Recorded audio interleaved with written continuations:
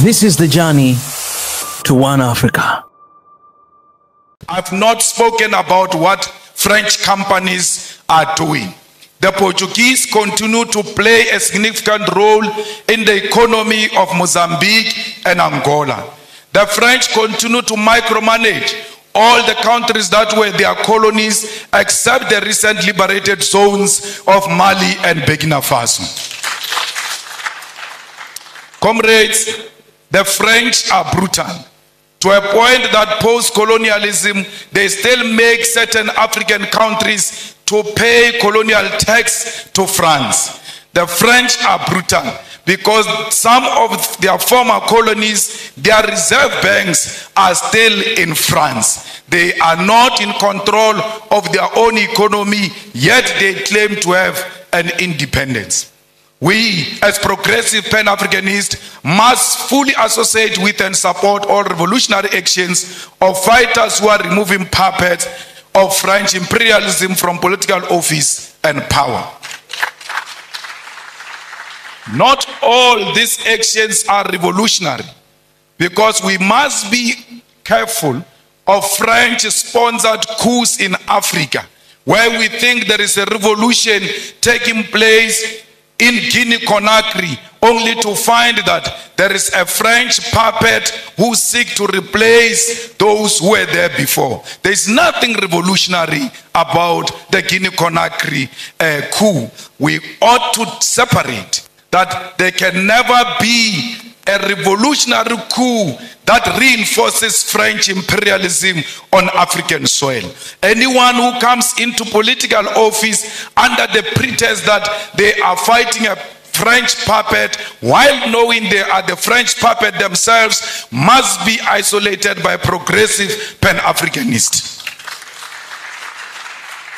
All French soldiers and military must leave the African continent, and this also should apply to neo-colonial military bases, including the African Command Center of the USA. We don't want the army of America, we don't want the army of France here, we don't want the army of anyone. We want African army on African soil. The Pan-Africanist Institute should therefore provide ideological, political, and technical weapons to all progressive forces of the African continent to fight against colonialism. There is a political trend that is being accepted by African heads of state and government, where one country convenes all 54 heads of African states and government. The United States of America, France, China, Russia, and United Kingdom convene all 54 heads of states and government for a meeting, and they all go following each other like Casey and Jojo as heads of states to listen to one head of state, 51 of them. Sometimes they disrespect them to a point where they put all 54 heads of states of Africa in a school bus to go and listen to one head of state. What happened to these men? Because all of them, majority of them are men. What happened to these fathers who go and bow combined to one man? Even if he's Putin, why would they all follow each other and go and listen to one person? What happened to their dignity and their authority as leadership? They must have leadership qualities to know that Putin is equal to them, that China is equal to their own single country, irrespective of their size, because what matters is sovereignty. And if China recognizes that sovereignty, will respect the president of that sovereign country as an individual. Comrade Kwame Nkrumah noticed this when he said that neocolonialism also means the following: breaking up former large united colonial territories into a number of small non-viable states incapable of independent development, an external directed economic system and political policy, the state being obligated to take the manufactured products of the imperialist power to the exclusion of competing products from elsewhere. Payments towards the cost of running the state to ensure control over government policies and foreign capital is used for the exploitation rather than the development of less developed regions. Governor, on my way here, we saw how the people here are working the land. We saw that there is no piece of land here that is not being utilized to the benefit of our people.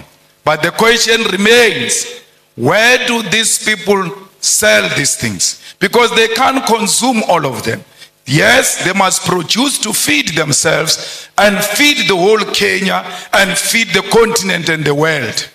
Is the government buying food that is produced fresh from this soil, or do we have companies that are owned by white people in Nairobi who bring finished products into the land that has got products that can be bought directly from our own people?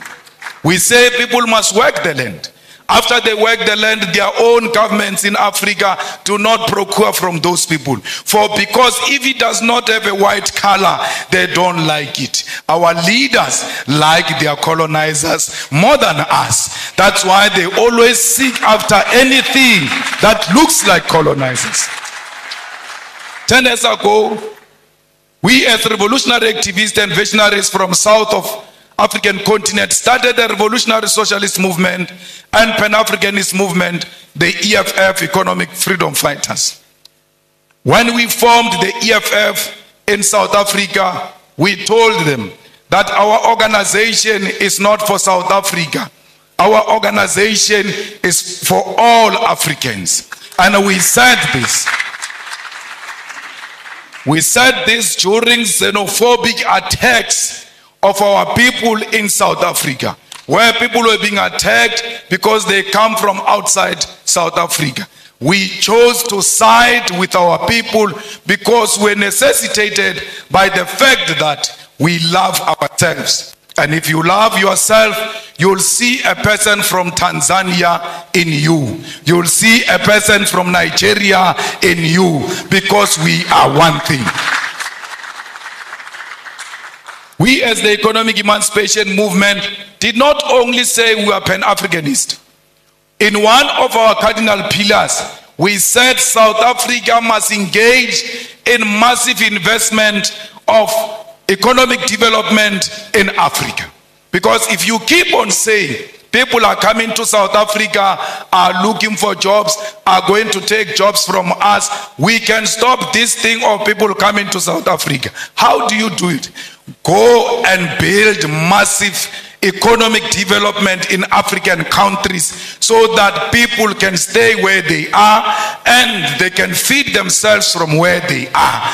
No one wants to leave his own home into some strange place. We leave our homes because we are searching for greener pastures. If there is an ESCOM in South Africa which is failing to give us electricity, but when it was well and still running according to how we wanted it, ESCOM had the capacity to electrify the whole of Africa. Why are you not going into the African continent and electrify the whole of Africa? Why is there no train that moves from Cape to Cairo, making sure that trade in Africa and movement of goods and peasants is easy? Because if we do that, there's no one who can leave Lusaka to go and stay in South Africa. They can get into a train, go and do what they want to do in South Africa, and come back home and develop their own countries. We must make sure that this Africa is linked together. We must violently demolish the borders that exist between our countries, because those are not our borders. You cannot worship a border between Tanzania and Kenya and come and sit in this hall and say you are a Pan-Africanist. A Pan-Africanist means the first task is to get rid of colonial borders so that we bring Africa together in practical terms.